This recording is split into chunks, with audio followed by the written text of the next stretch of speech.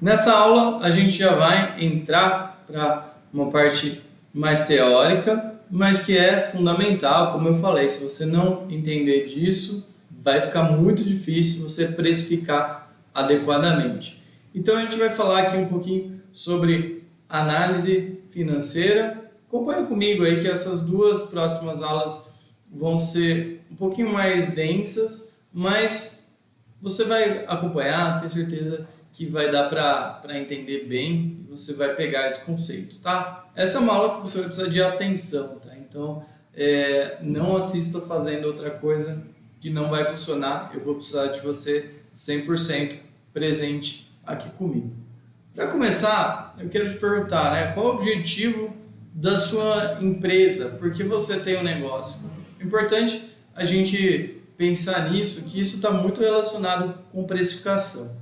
A gente pode colocar que a gente quer ter realização, sim, queremos ter, né? A gente gosta de estar na empresa, a gente quer ter qualidade de atendimento, então a gente quer prestar um bom serviço, auxiliar a comunidade, né? Devolver à comunidade tantas coisas que a gente pessoalmente recebeu, sim, queremos. Queremos ter um bom ambiente de trabalho ali, junto com os nossos colaboradores. Isso também é uma coisa importante, mas a empresa precisa ter lucro, né? E a gente vê ao longo das análises que a gente faz de várias clínicas Brasil afora, que muitas empresas não têm um lucro adequado aqui. Tem um lucro insuficiente, um lucro muito baixo. E aí, muitas vezes a gente está até pagando para trabalhar, tá? Mas isso que a gente fala aqui de lucro gera muita confusão na prática, tá? Aqui eu preciso fazer um nivelamento de conhecimento. Se você já estudou mais sobre finanças, isso vai ficar um pouco básico, mas vale a pena você rever. Se você estudou pouco, não estudou muita coisa sobre finanças, aí é mais importante que você preste atenção, porque os veterinários têm uma interpretação bem confusa sobre isso aqui, sobre como analisar esse lucro. Então, vamos colocar aqui um conceito simples para a gente, né? Que seria a sobra ali de dinheiro do nosso processo ali de compra e venda, né? E dentro desses gastos, isso é importante a gente falar, ó, se inclui os custos com sócios executivos. Sócio executivo é o sócio que trabalha na empresa. Então, se eu sou veterinário, sou dono da minha clínica, mas eu atendo, eu preciso ganhar de forma compatível, né, com a minha atuação como veterinário. Para quê? Para que nessa análise financeira, daí a gente vai detalhar isso na próxima aula, eu consiga pagar essa mão de obra e ter lucro. Porque se eu colocasse outro veterinário no meu lugar, ainda assim precisaria ter lucro, né? Aí seria a liberdade financeira que muitos empreendedores almejam, né? E para ter essa liberdade, eu preciso ver dessa forma, né? Então, um grande erro de análise de lucro é pagar todo mundo, né? Todos os funcionários, fornecedores, impostos, taxa de cartão, e aí o que sobrou é lucro, e eu vou tirando daí. Não é bem assim, tá? Eu precisaria me pagar pelo que eu estou trabalhando, com salário compatível ao salário de mercado, me pagar também pela minha função administrativa que eu exerço na empresa, ou eu posso não atuar como veterinário, mas atuar só como gestor, então eu teria que ganhar um salário a nível de mercado para a gestão, e depois o que sobrar, aí sim é o lucro. Aí a gente vai estar realmente avaliando o resultado da empresa de uma forma fidedigna. Outro problema que leva a uma interpretação errônea do lucro da nossa empresa é confundir os conceitos aqui de caixa e competência, regime de caixa e de competência. Aí os contadores adoram falar sobre isso, né? E eu vou trazer aqui numa visão simplificada de veterinário, tá? Mais um regime também, que é o regime de consumo, tá? Vamos explicar isso, tá? Antes disso, deixa eu falar um jeito que eu vejo o pessoal analisando o lucro. Pega lá no seu sisteminha aí, SimplesVet, Vertis, Vetus, qualquer sistema aí que você use, pega lá tudo o que vendeu no mês. Deixa eu até escrever aqui para você. Então, tudo que vendi. Disso, ele vai depois e subtrai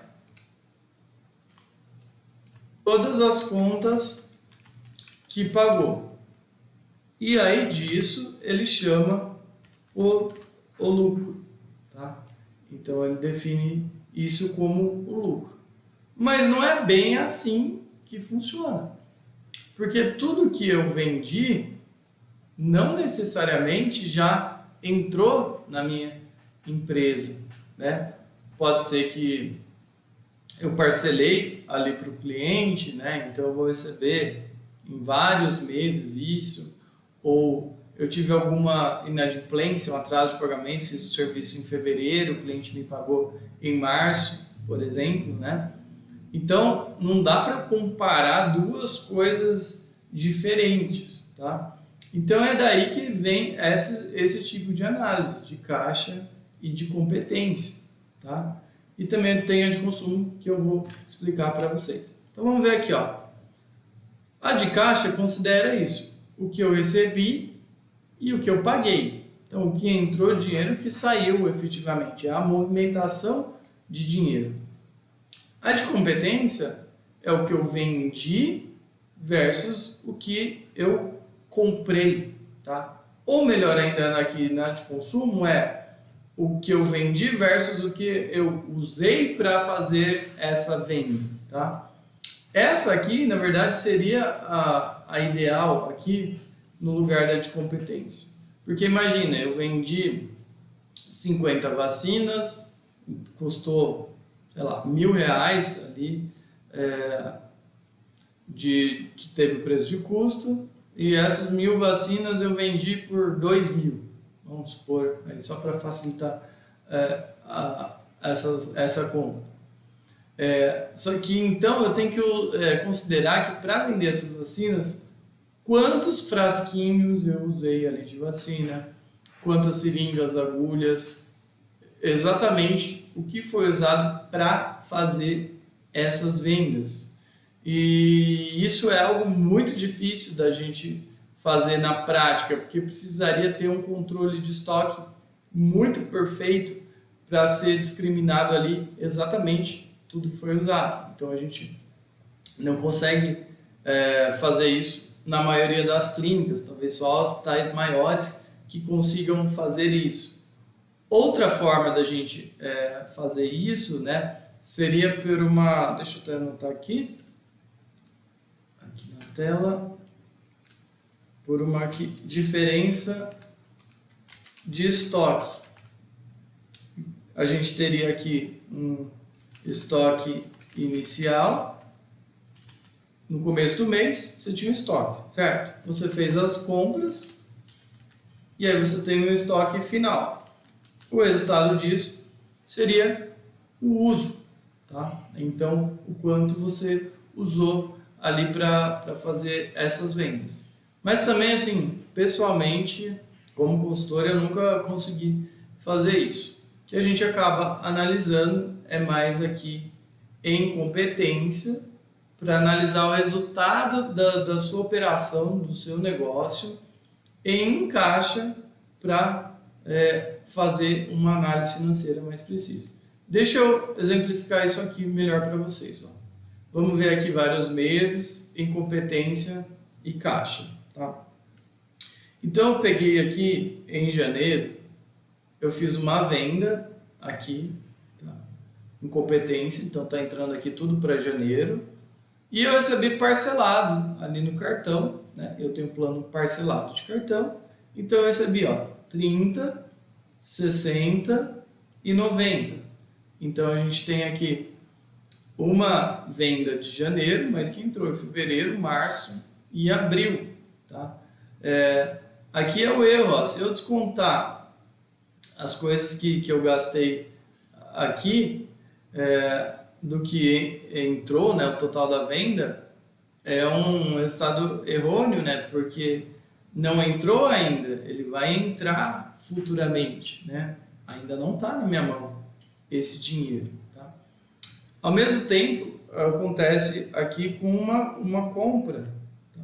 Se eu comprei algo aqui em janeiro e eu vou pagar parcelado em várias vezes, tá? Em 4 vezes, vou falar assim. Então aqui vai ser fevereiro, março, abril e maio. Então também dá uma diferença muito grande, né? Então por isso que aqui, ó, nesses regimes aqui de competência, eu estou comparando a mesma coisa. O que eu comprei aqui com o que eu vendi, tá? Então já dá para ter uma boa noção.